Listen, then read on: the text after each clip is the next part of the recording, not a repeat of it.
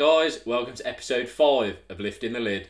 In this episode, expect to find out how to prepare for life after the Corps, why the government are failing veterans, and a critique into Royal Navy marketing methods. Let's get into it. And we're live. And we're in, back again. Back in. Right, straight away, when did you decide you wanted to leave the Corps? So, when did I decide I wanted to leave the Corps? Probably around year 3, maybe so 2 years before I left. I decided I didn't want to carry on for the full 22 years. So I knew that I wanted to leave at some point after about 3 years, I would say. I mean, I obviously don't know this, but I'm just assuming that you never really saw it as a full career anyway. I did at the start.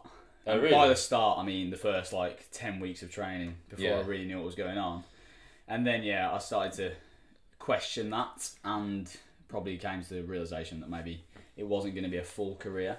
But I think what played into that was in that first 4 to 6 months of my time at a unit, I started to get a decent insight into what coaching was like and taking lads through sessions and stuff like that, and started to have a little bit of a different interest and realised that that's obviously not conducive with being a soldier for the rest of your life.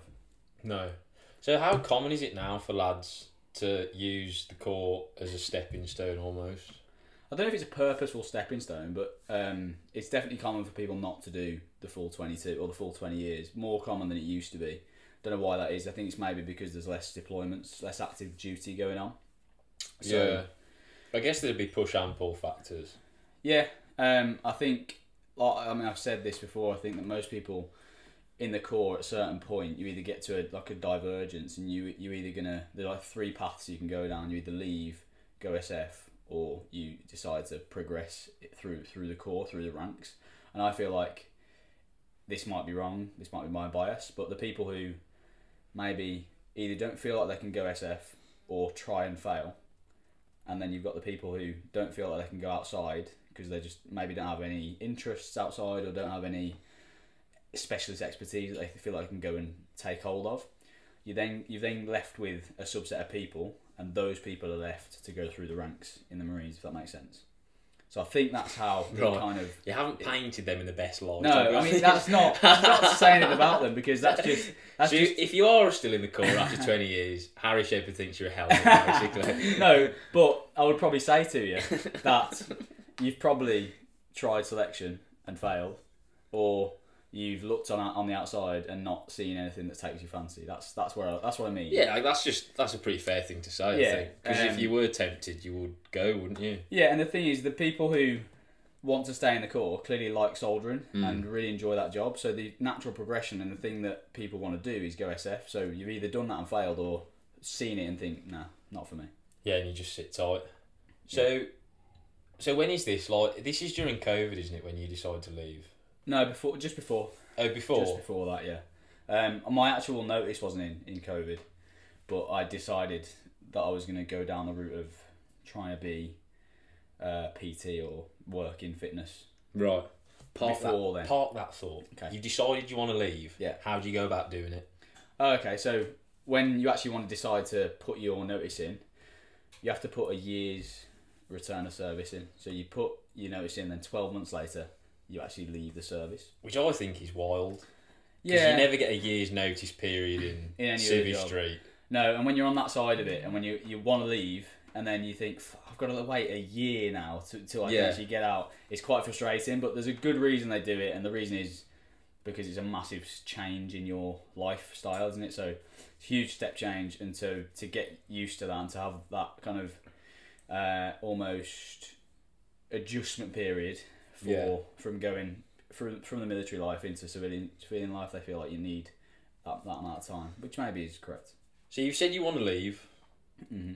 What then changes? Is there an attitude shift, both from you and from them, or is it just not immediately? Because again, it's a year. So Yeah. if you fucking sign off and be like, I'm not working anymore. Fuck off. I'm not working anymore. So that's obviously not going to work, is it? Because you're still getting paid to be a Marine in those 12 months. So you've got to do your job essentially. So you go into your chain of command and you'll say, I want to put my notice in, and then they'll be like, okay, they actually said to me, go and wait, like sit on it for a week and see how you feel. And then they said that again the next week, and then again the next week. So it took me about 2 weeks before I actually. They like you to mull it over, don't they? Christ. Well, they've got a lot of investment in you at that point, haven't they? You've been through that amount of training, which we've been through in previous episodes. They reckon it's like £100,000 a cost to take each recruit through training, in terms of like feeding them, training them, housing them, all that shit. So there's a lot of investment going in. That's just through basic as well. Yeah. Once you then obviously once you're a trained rank, you obviously accrue more value. Yeah, exactly. And then you get, deployments, which X amount of money, build all experience. This sort of stuff. And so there's a lot of investment. So they want to keep you if they can. So they kind of say, what can we do? What can we offer you that could make you want to stay?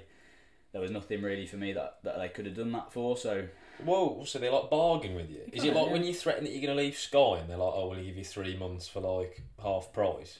Do they say like, pretty much. We'll let you fire a better weapon or something? Pretty much. Well, they say like, is there a draft that you can foresee in the core that you want to maybe try? Then they've got you again for another couple of years. Or oh really? Yeah. This isn't exclusive. Top tip: if you're in the core and you're thinking about leaving, throw your toys out the pram. Yeah. And you might get what you want. It happens. It's just negotiation. That actually happens where people be like, right, I'm unhappy in my current draft. I'm going to say I'm going to leave, and then they might offer me something. That kind of push and pull sometimes happens. Only with lads who are like, have got the gift of the gab and they want to play the game. Yeah. But what I should say is that the year before deciding to leave, I kind of decided I wanted to. I don't know if you remember this. I wanted to go RAF PTI, remember that kind of period? Yeah, so I applied for that. I did the entrance test twice for the psychometric test twice. I was 1 mark under on the second attempt. And they told me that I'd have to wait another 12 months to resit, so didn't feel like that was going to happen. So I was like, that was my decision maker, really. Could we just go back to that for a second? Like, let's throw some shade on the on the RAF application process, because that was bollocks. I remember that. Total fucking bullshit. I don't want to blow your trumpet too much, but you would have made a good RAF PTI, and because you missed out by 1 mark, they just chinned you off. By the way, 1 mark on a spatial reasoning. Yeah, this is the thing. You tell me in the comments, right, how much carryover there is from spatial reasoning into physical training instructor. So, I mean, if there's anyone listening on the board of directors for the RAF psychometric test, sort your shit out, because that's bullshit. Basically, if you've done a psychometric test before, you'll know you do like a subset of different categories. Numerical reasoning, verbal reasoning, mechanical comprehension, spatial reasoning, and a memory test. The spatial reasoning and the memory test are the 2 you can't practice. The others you can practice. The others you can do maths tests, you can do all this shit, right? So those are the 2 that I got the lowest marks in, believe it or not, because I put the effort in to actually practice the others. And so I got a mark under what I needed.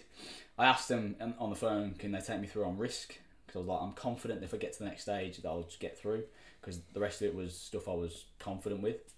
And then, they didn't say they wanted to do that. So the next day, I then put my notice in and sort of came to terms with the fact that I have to go and find a job as a PT on the outside. So I kind of backtrack a little bit, but that's what happened. That's so short-sighted.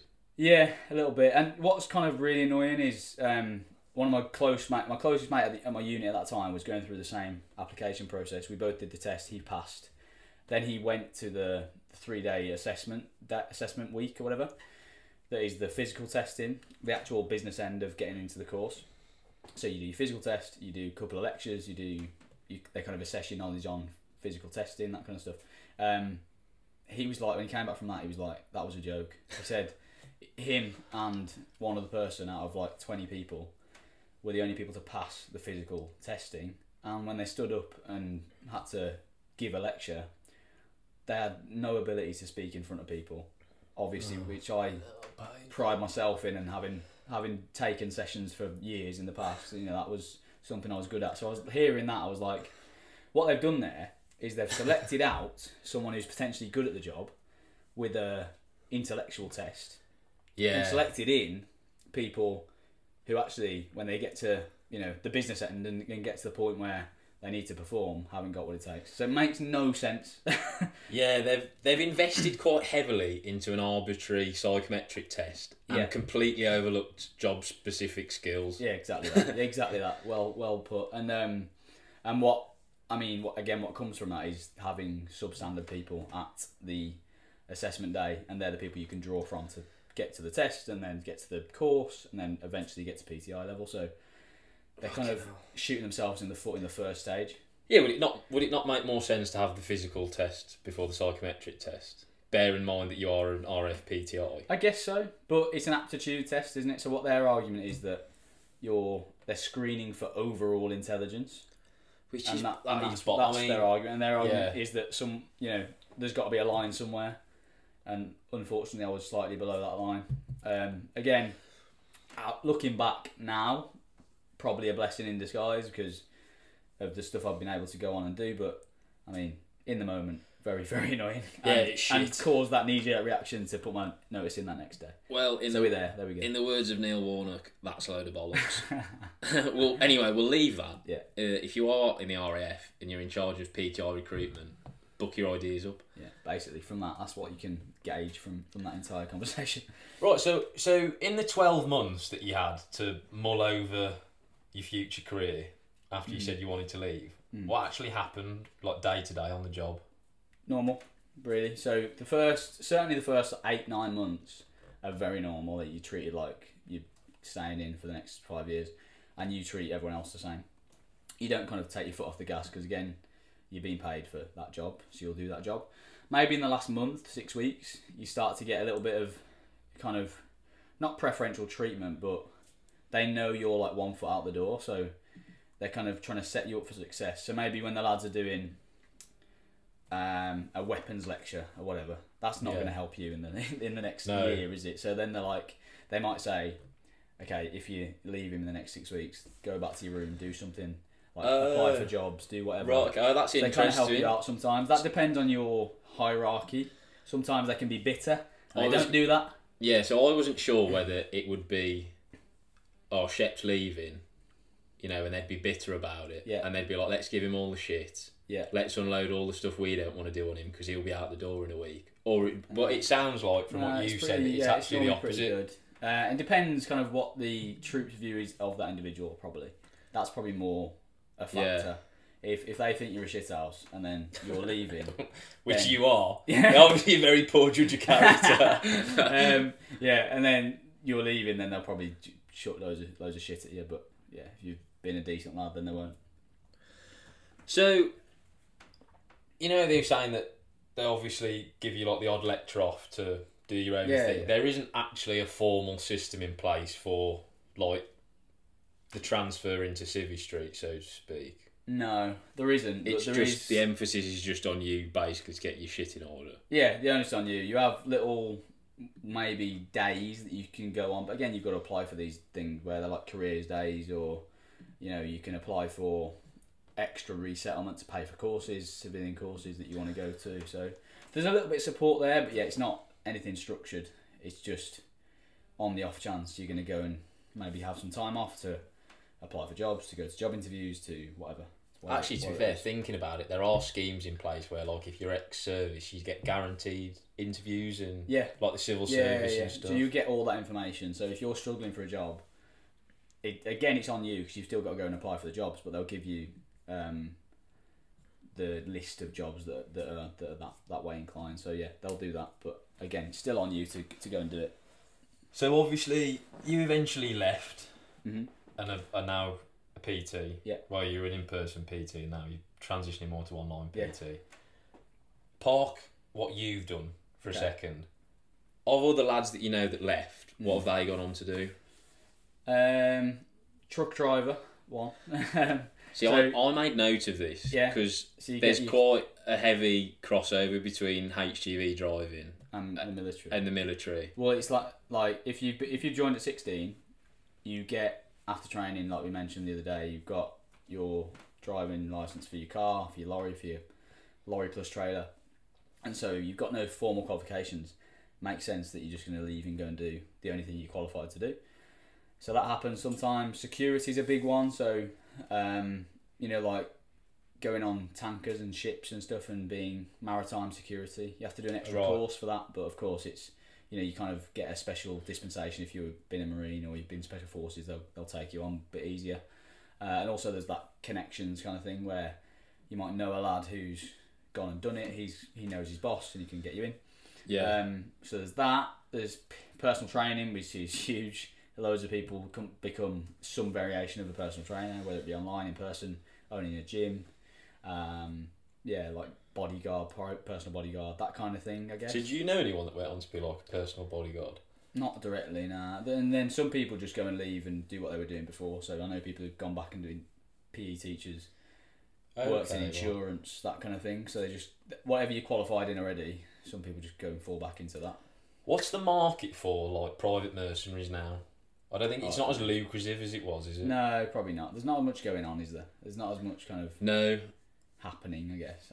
Probably not as much of a demand. So I feel like the market got smaller. flooded by cheaper labour from elsewhere as well. Yeah, probably like everyone. We got like I don't know really. I'm not in that kind of world, but I guess the closest thing would be to that is maritime security, where you go for kind of 3 months at a time on like an oil rig or whatever. like merchant navy or whatever. Yeah, and you're just there as like a pair of hands and a weapon to see if anything happens. You can respond to. Like Captain Phillips vibes. Yeah, pretty much. Yeah. I'm the captain now. I am the captain. No, now, you fucking not, mate. Yeah, that's a common one. I know a lad who does that actually and does quite well financially. Yeah. Right, okay. So that's your experience of leaving. What I thought we'd do now is we'd have a quick look through notable / famous people that have been in the Corps in the past. Right. And we'll have a look at what they went on to do. Just to exemplify the broad spectrum of career paths that people go on to after their time in the Corps. There's loads. I mean, there's tons. They're just the ones I've mentioned are just people that I know on a personal level. So firstly, we're dishonourable mention for Prince Edward. Right, yeah. Son of the late Queen Victoria. Yeah. Not Queen Victoria, Queen Elizabeth. Queen Elizabeth, yeah. Who joined the Royal Marines and then dropped out of training. Yeah, of course he did. Oh, what a helmet. Yeah. So... Team helmet. Yeah, so boo to Prince Edward. Bruce Parry. Are we familiar with Bruce Parry? He's like the thinking man's Bear Grylls. No. Do you remember, he had a BBC documentary called The Amazon. Okay. Cool. About 14 years ago. He's an ex-Marine, is he? Yeah. I know, actually, Bear Grylls is cameraman. He's an ex-Marine. I know that. Right, okay, so we'll get on to Bear Grylls, but he was never actually in the Marines. No, he wasn't. This is a myth. He was in SAS Reserve. He was an SAS reservist, but his dad was in the Marines. Yeah, his dad was. Which is why he's got that affinity with them. And also, he did do the PRMC or the POC, the officer course, like the 3-day course. And he passed that and then never went to training for whatever reason. I don't know. Anyway, we'll get back to that. Bruce Parry, good lad. Yeah. I don't know him. He sounds like it. Down the pub with him tomorrow. Royal Marine officer at 18. Yeah. Served in Iraq during the First Gulf War.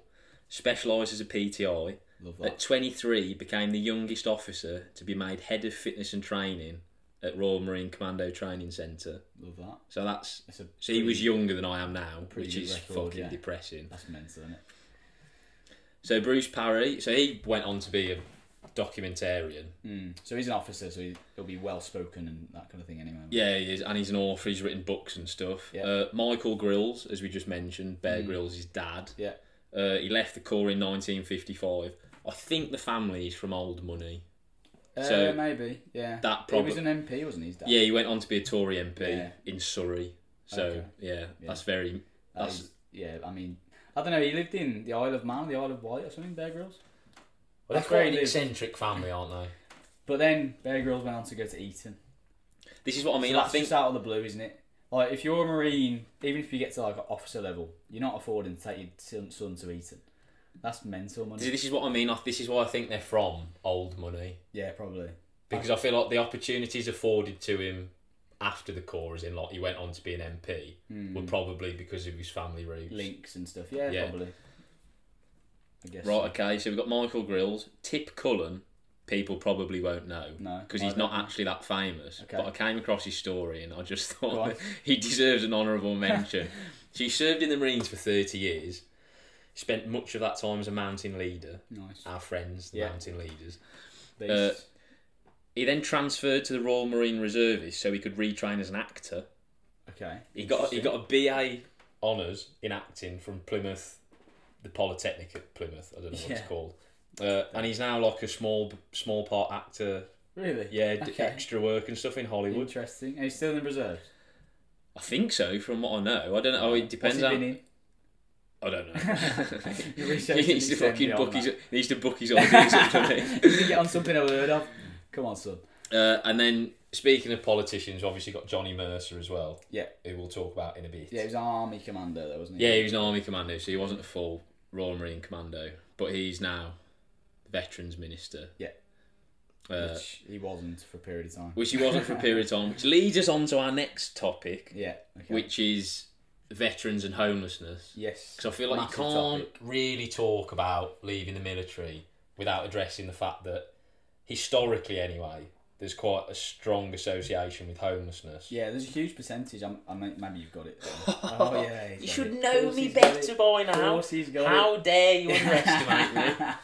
Of course, He's got the statistic. Yeah, there was a mad statistic about how many people who leave the military end up homeless, and we'll see what it is now. Come on, 3, 2, 1, drum roll, please. Boom. Right. So in the night. So this is basically over time. It's got better. Okay. But it's still abhorrent. Right.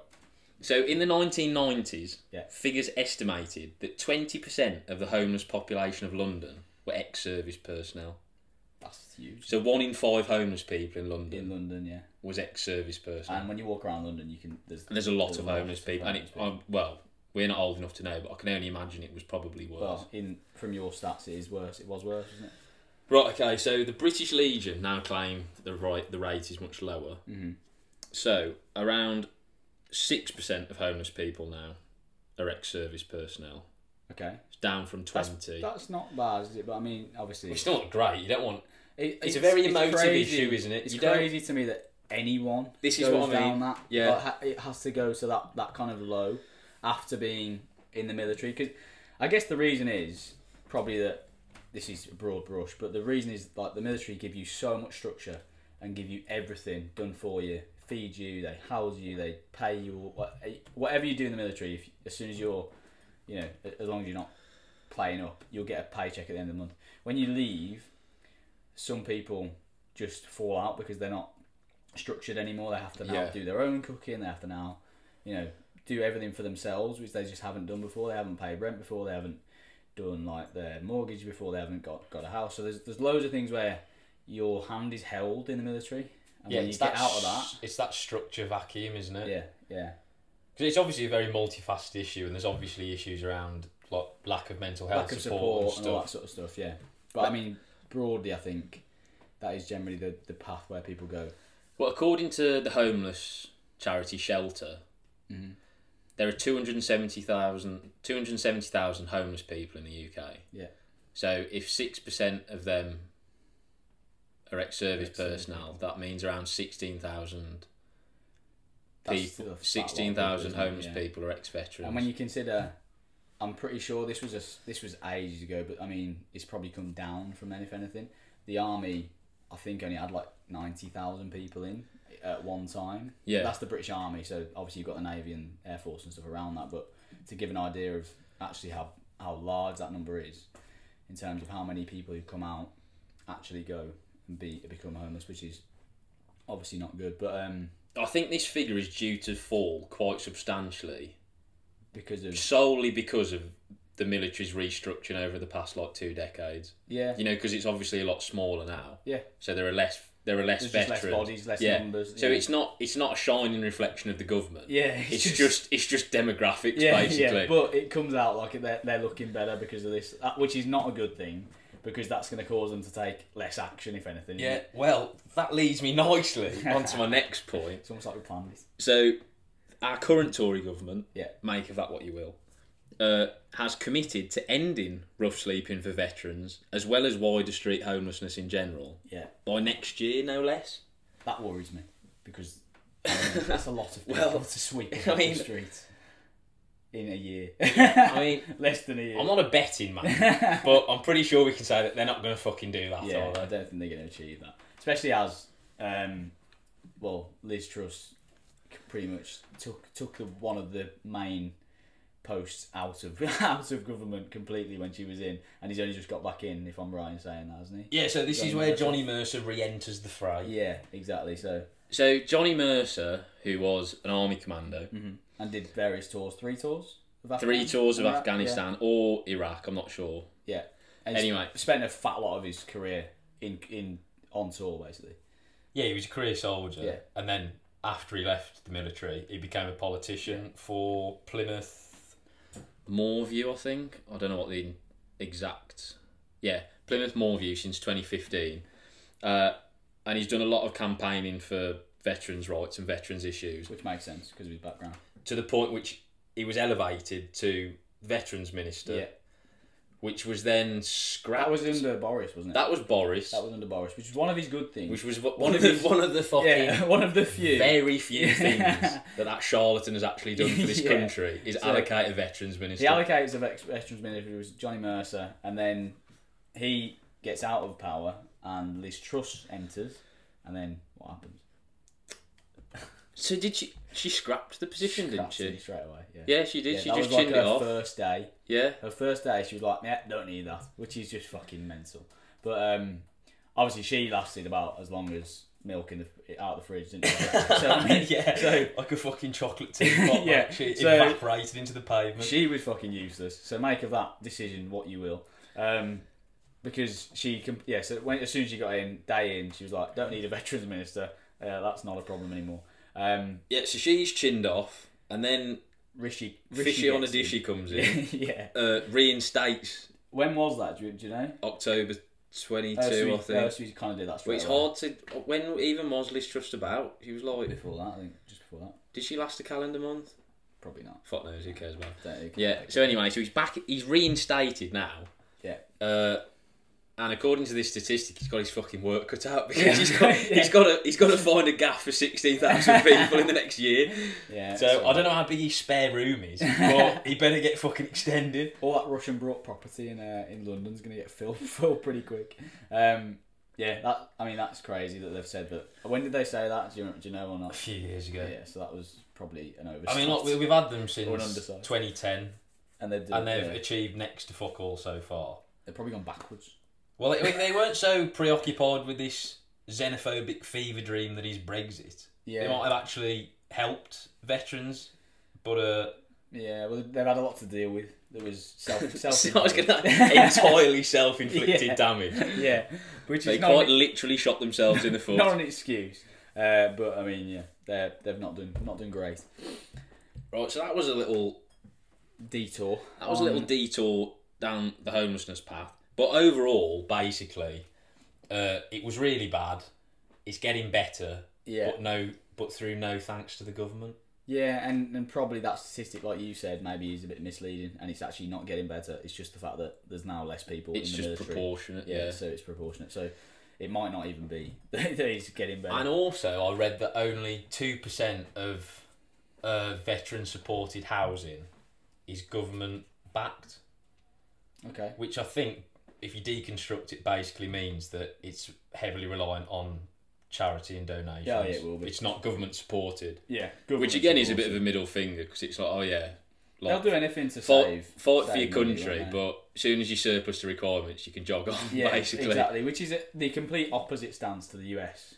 The US look after their veterans so well, and look after their service personnel when they're in so well. We were in America, and we were in walk into the main side or wherever the camp was, and we got picked up by a US Marine. He was, I think, from South America, and he got into the US Marines with the sole aim of getting an education. So what they do is, I think 4 years in, I could be wrong, 4 years in, they'll send you wherever you want in the US for education, for further education, so university for us.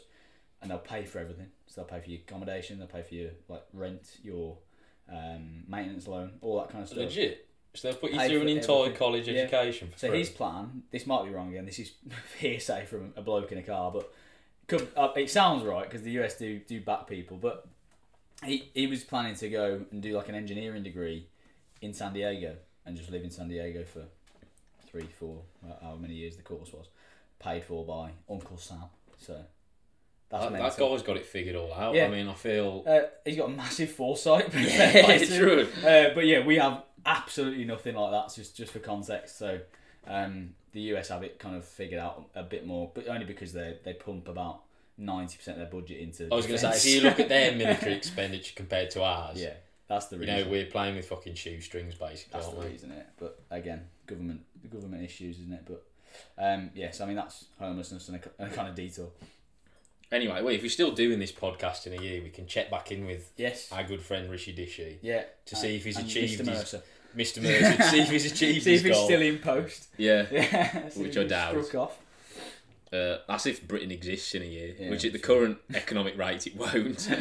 Pessimistic. Right, so we'll park that. Yeah. Back to you. Okay. Ooh, switch tacks. So can you remember what you actually did on your last day? On my last day? Or was it very ordinary? Did you have to bring in a cake?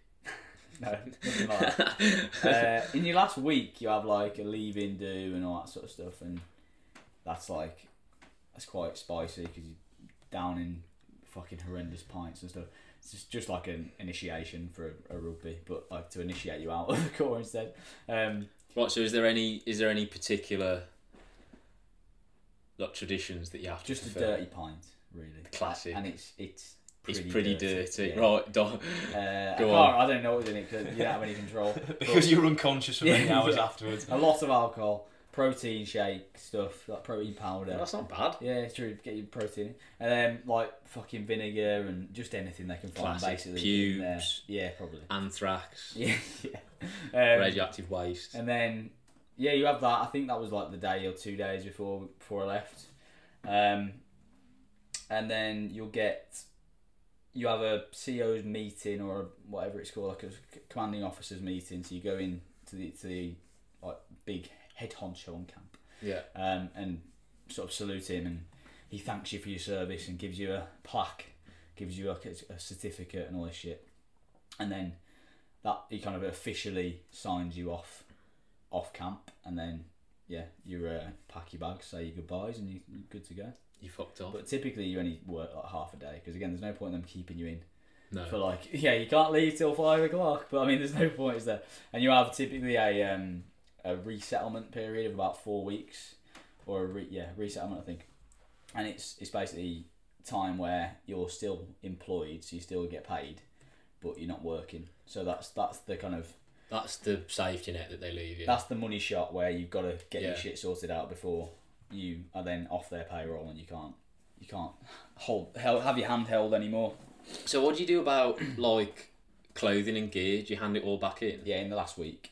So by the end, you sort of drip feed it in, so that by the end of the week you're naked. No, by the end of the week you're just in your shuffling out of camp with your hands on your cock. So you just need your civvies by the end of the week. So and then you go, but most of the time you keep like stuff that isn't operational. So unless it's like a magazine or a like any weapons attachment, you probably end up keeping it. So I've got loads of shit that I didn't. Oh, have you? Yeah. You can open an army surplus store. Yeah, true. Maybe for one person. So it's not like back in the day, when people would come back from serving in the Great War and they just hang on to their service revolver for good measure. Yeah, I don't think there's much going on. I didn't keep my SA-18 in the car. Trying to hide it under your hoodie. Yeah. You got everything? Yeah, sorted. Yeah, you just drip feed it back as you go, and you probably get. I almost end up getting charged for just random stuff that you haven't touched in 2 years, but is on your signed in shit. So then they go through it and like, where's your 4th magazine? Not fuck's sake. It sounds quite, no offence, quite underwhelming. No, yeah. You just say you've been there for like 5 years or something. It's all very song and dance. Yeah, it's that's the military for you though, isn't it? Yeah, it's not. It's all very like understated. And you have the leaving do with the lads, and they'll give you a plaque where everyone signs it and stuff. That's cool, but that's about it. Yeah, you don't really want anything else. You don't want a massive thing made out of it. To be fair. Well, so after you left, no, go on. What are you going to say? No, go for it. So after you left, obviously, spoiler alert, you became a PT. Yeah. If you don't know that by now. If you don't know that by now, then I think you're watching the wrong podcast. But your transition was pretty seamless. Yeah. Because you actually started well before you left the Corps. I did, correct. Done his research on it. Yeah, it's almost like I know you. Yeah, I know, it's mad.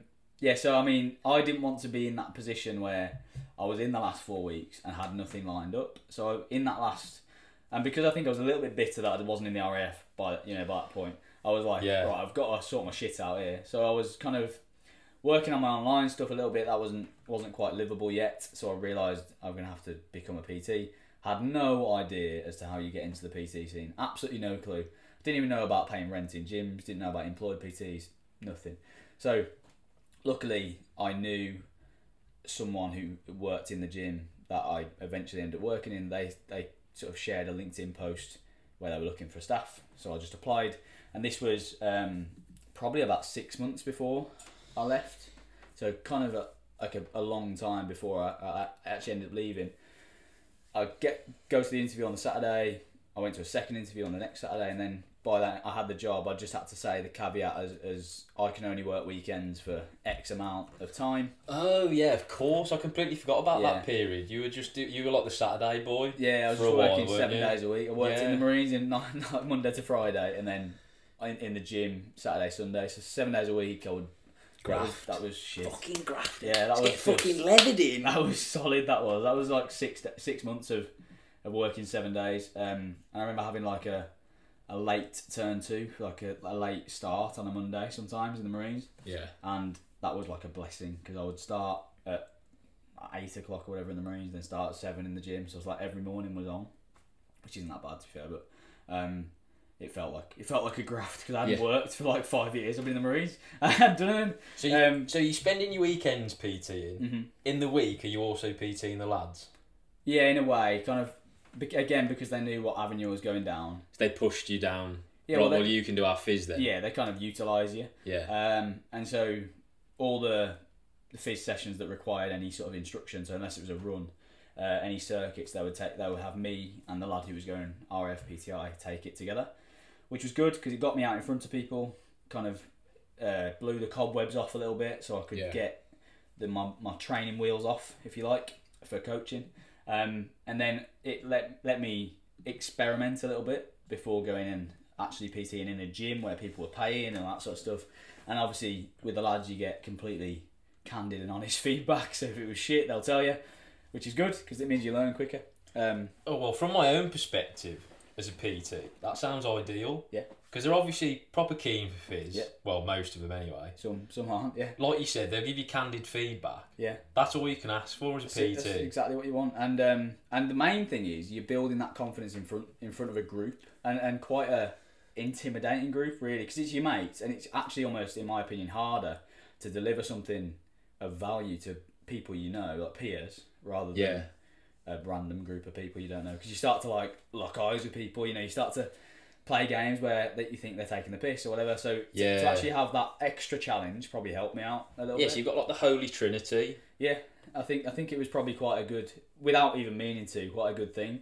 And then by the weekends then I had a little bit of exposure to doing classes, and then I did classes in the Civi gym, and they were well received. So well, compared to the troglodytes that you're teaching in the week, like the yummy mummies at the commercial gym are piss. Yeah. I mean that's and also I think there's kind of a comparison. So in the gym scene, like people, 18-year-olds getting the PT qualification who have zero experience, will go and do that same thing. Will have their first class, and so they're expecting, you've got the new coach today.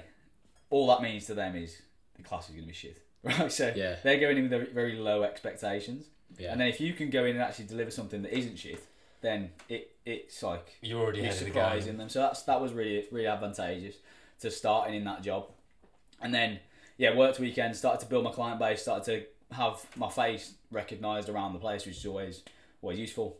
And then so like the first week out of I actually timed it quite well. So, I said you had 4 weeks resettlement. Yeah. So I timed it, not on purpose, but managed to time it so that I could add on my summer leave. So I had my summer leave and then my 4 weeks. So I actually had 7 weeks of fucking finesse that class, mate. 7 weeks of getting paid without doing any work, which was sick. So I used that time to go travelling in the week and then work the weekend in the gym, and then eventually started to work in the week in the gym, and that was it. And then built up from there, I guess. So then you went full-time PT. Yep. Yeah.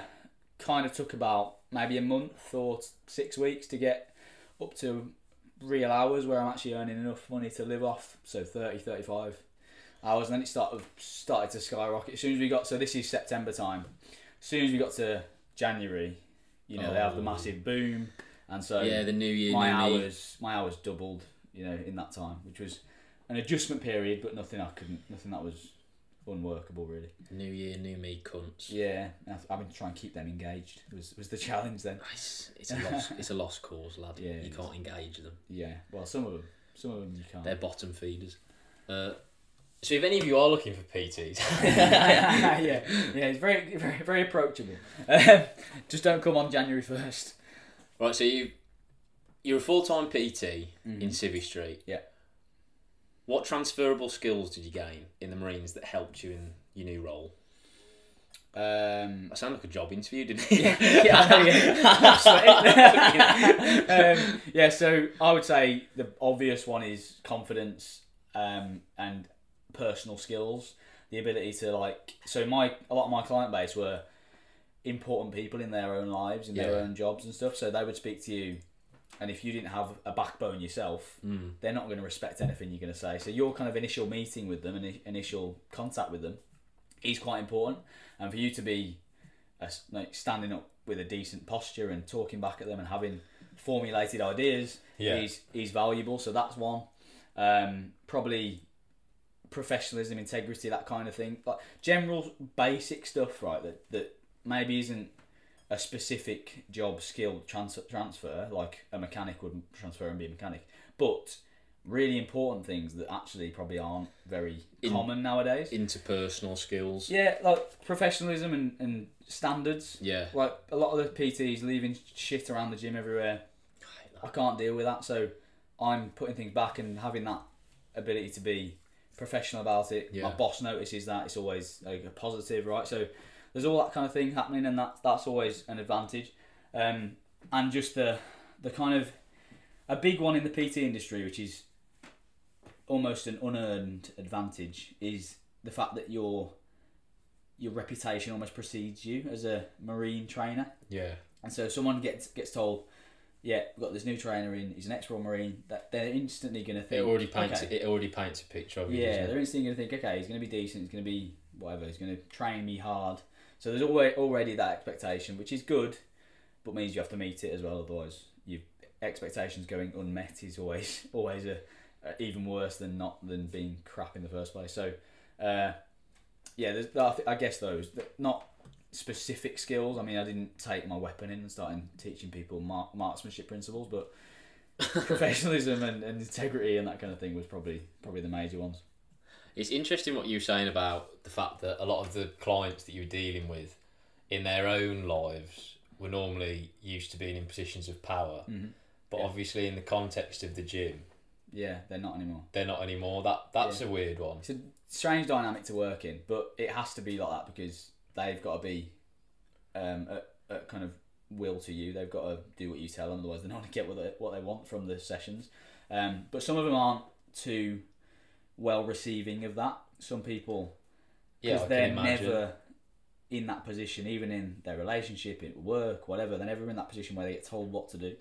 Well, for want of a better phrase, are they like control freaks? Some are, and some people just aren't used to either being kind of challenged with things. So, people come in and maybe they haven't done what you've told them to do that last week or whatever. You have to, as the PT, kind of grill them a little bit and tell them that it's not okay to be taking the piss with this. Stop being a fucking lazy twat. Yeah, exactly. And so a lot of them aren't used to hearing that kind of thing. So that's kind of a difficult dynamic because you've got to almost put a different hat on for each client. Almost. Yeah. Well, this comes back to interpersonal skills, doesn't it? Yeah. You've got to know how to like a chameleon. Engage different people, yeah, and people react differently to different ways of coaching, different ways of telling people different ways of educating. So it's learning all those things, because clearly I hadn't had 50 clients before I went to the gym, so I had to learn on the spot almost, which was good. And to be fair, the staff and my boss, like, super experienced coaches, and been on the floor with them for my first 12 months in the job in a PT role, probably skyrocketed my development. Because if I was just working on my own in a commercial gym with no one else around to draw things off, it wouldn't have been that way, because I could learn things from the bloke who owned it, who'd been in the PT industry 30 years. I could learn from everyone. So everyone was very helpful, which is always good, which you never know whether that's going to be the case or not. Oh, you also did a PT qualification as well. Oh, yeah. We haven't touched that. The thing you need to do the fucking job. Yeah, I did do that. He's just a charlatan. Yeah, so that was in those moments, like I mentioned the other day, before, where you in a lecture and they cut you away for something, I'd have my PT course to do.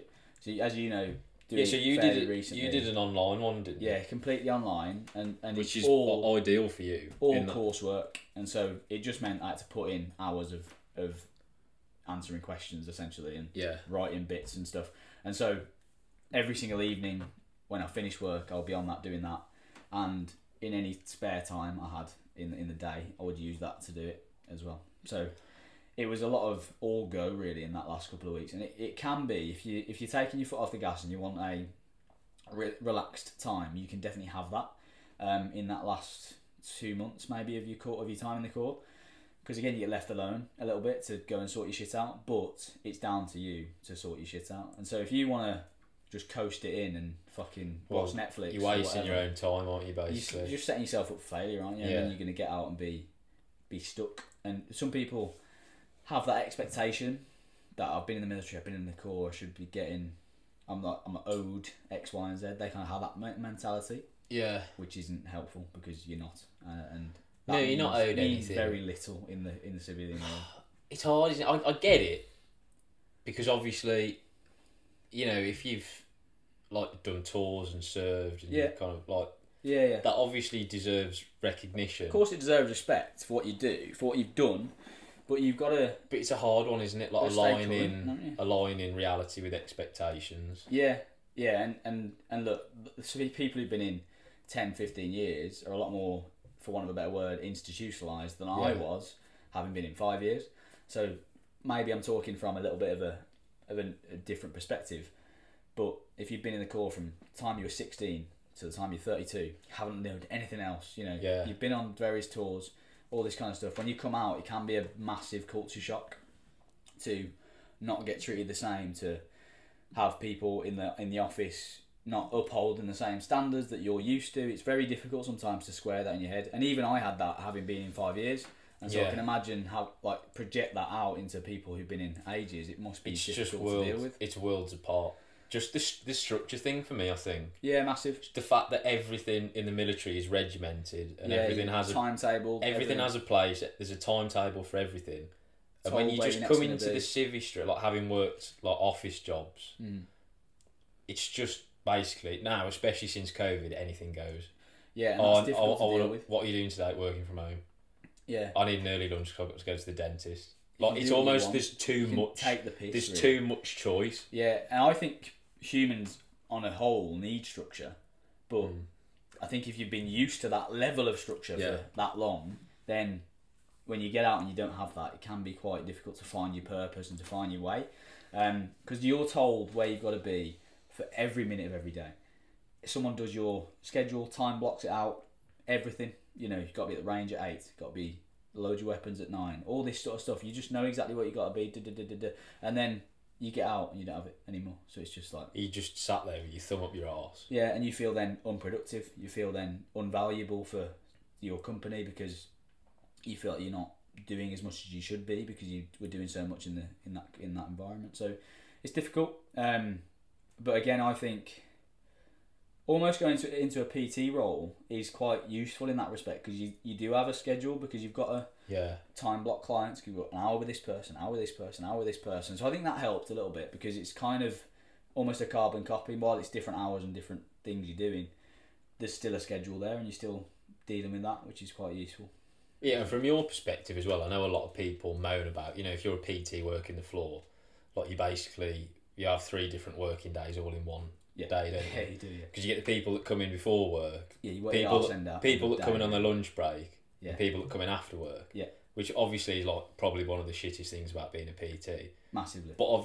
But compared to all the things that you'd been through in the Marines, yeah. You're warm. Yeah, true. Oh, that's the thing. You're not perspective. You're not pissing wet. Yeah, absolute perspective, you're on isn't it? Probably better money. Yeah, a little bit, and you're doing something that at the end of the day with the hours that you kind of like to do. Yeah, and you've chosen to go into it as well. Yeah, which isn't always the case in the military, and yeah, that's true. Well, and equally, like some of the little fresh-faced, prepubescent 18-year-old PTs that you get now, who've almost kind of fallen into it. Just because they like to bench press. Yeah, because they like to bench press. Yeah. They have no perspective because they've never done anything else.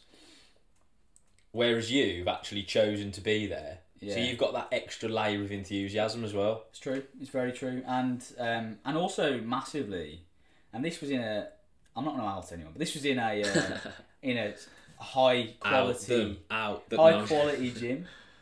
Not a commercial gym, not a pure gym where PTs just walk in, fucking pay rent.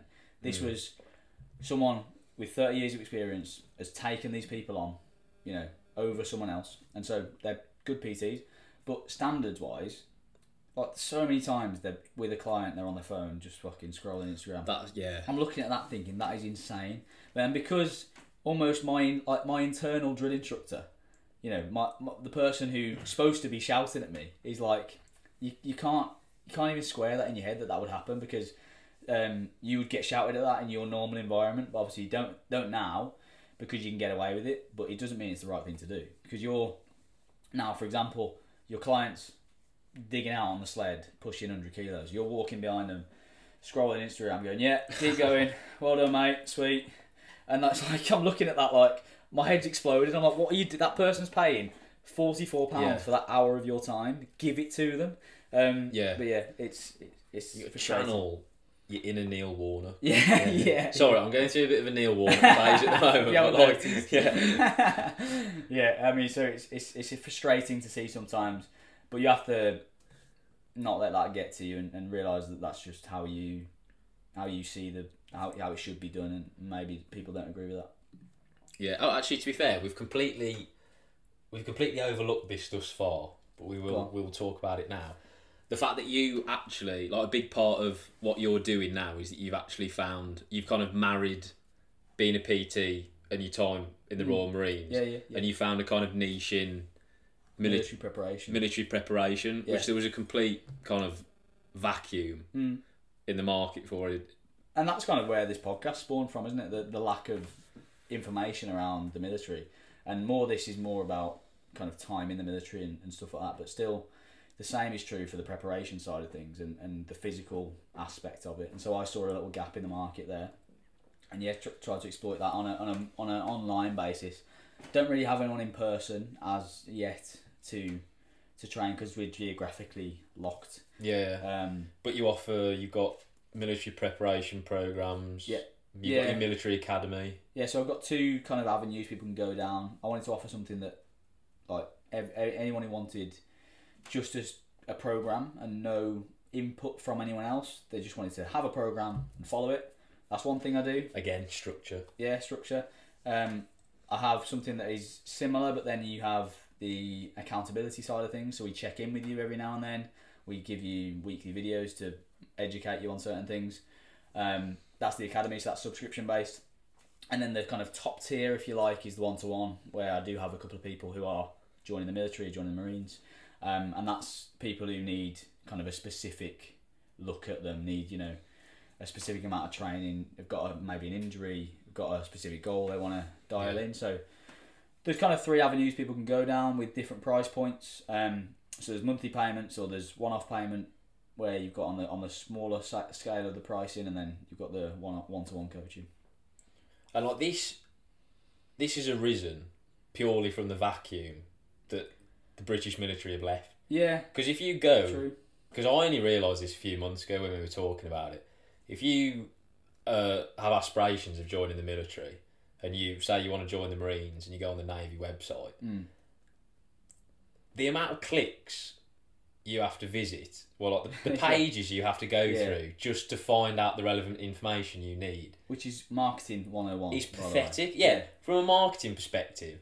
Like, they've got loads of nice photos of commandos like wading through swamps looking techers. But you want to know how to get to that point. But I want to get to that point, I don't want it shoved in my face. I want to be that person. Yeah, and so it's not helpful, really, to be honest. It's shit is what it is. There is a program. A spade. There is a program that they put on the fucking Navy website, but it's shocking. It's terrible. Oh, it's like 4 weeks. Yeah. And it's like 3 days a week, and it progresses you up to doing like a circuit of 3 rounds of 20 press-ups. Actually, you know what I'd compare them to, which is relevant for what we're doing at the moment. You know when you sign up for a marathon and like the relevant charity will offer you. Actually, I don't know if you got it with yours, but like the bigger the bigger charities will offer you like a marathon training program. And it's cookie cutter, it's normally like 16 weeks, which is pretty standard. But like the actual content of the sessions is shit. It's like Wednesday, go for a run if you want. Yeah. If you feel tired, then remember to rest. Shit. It's just a load of bollocks, isn't it? Which is why I've managed to create something that people are interested in, which is good. There was a little bit of that around in book form when I was going through my training. So in 2015, 2014, a little bit, but not much and not enough really, and certainly not as accessible as it is now. I mean, mine's delivered via an app. Everyone has a fucking phone, so they can just literally take it to the gym. I couldn't take a massive book to the gym and be like, what am I doing? So yeah, I mean, it's just accessible and provides that accountability, that structure. And I think the big part of it is having someone almost that you trust and you think knows what they're on about because they've done what you want to do first and foremost, and they're putting out maybe content that speaks to that or gives them some credibility, and having someone like that program for you takes your worry out of the equation. Because when I was going through, I'm like, I don't know if I'm doing too much, I don't know if I'm not doing enough, I don't know if I'm doing the right stuff, but to have all of those questions answered in one place is really valuable. Yeah, because you were basically on your own. Yeah, pretty much, and most people are, and some people even now there's so much out there, people still go through thinking they can blindly just go through and be okay, and they will be broadly. They'll probably be okay, but why risk it? I just think it's so wild that like joining the Marines or like joining the military in general is a big commitment. Like it takes a lot of prep, especially in the case of joining the Marines. Yeah, and just the complete information vacuum. Yeah. Is given by the government. You should be throwing as much shit out there as possible to entice people in. Yeah. You should make it as easy and as straightforward to apply. You should do, but I do think there's a little bit of this that is... Not to take your business away from you. But I do think there's a little bit of this that is intentional maybe. And so they don't want people to have the entire picture of what's going on, because it takes that element of the unknown out of it. And it takes that element of getting the right people through the door, because you don't want everyone to come and apply, because you're going to get a load of idiots to come through the door. You want the right people, and to get that sometimes you have to... So if someone's willing to click, even this is a tiny point, but if someone's willing to click through 10 pages before they get to the application page, they've got a bigger level of commitment than the person who clicks on the page and then fucks it off because they've got 2 pages to click through. Do you know what I mean? It's a form of filtering. There's a little form of filtering. I think it might be intentional. It could just be bad marketing. Unfortunately, I see your point, but I think it is. I think it is shit marketing. It could be, yeah. I mean, that's another option, and probably the more likely of the two. But yeah, and it's gone well, and I think, and from the feedback I've had, there was clearly a gap in that market, and so. It's a good one to have exploited and now to fill, which is good.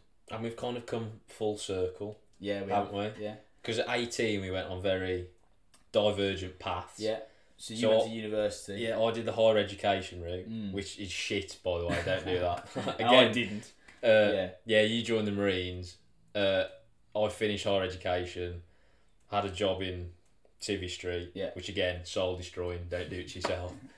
I again kind of didn't do that really. I had a job, but I had a job that I kind of chose to do, and then now we've come full circle. We've both fallen into the pit. Both fallen into the same kind of bracket, which is cool. And kind of strange, but I guess we kind of grew up very close together, didn't we? So maybe there's something to do with that, potentially, that plays into that. But yeah, I think that is a good place to end the podcast. I think you're right. So done our 5 episodes. This was episode 5. Go back if you haven't done and watched the 1, 2, 3, 4, where we kind of we've done it in a linear format, haven't we? So you can watch in order and see how I progress from joining, which is the first episode, to kind of timing the call and then leaving eventually. So it's done in a nice sequential way. Are we going to touch on the obvious? Yeah, go on. Yeah. Okay, so we kind of touched a little bit on it today, but we're going to have a bonus episode for anyone who's interested of Lifting the Lid, and it's going to be just pretty much around physical preparation for the core, as that's both of our vocations. We are well placed. This is our field of expertise. So if you are a bit of a keno, or you've got your eyes on joining the military at some point, it's probably going to be relevant. It's going to be a good one, and it'll probably be a shorter episode. It'll be maybe 30-45 minutes next week. Yeah. But that'll be coming out next week, and then we're going to segue into something else, which is exciting, but it'll be announced on the socials, so follow along. They're linked in the description. Yeah. Awesome. Perfect. Thanks for watching, and we'll see you next week.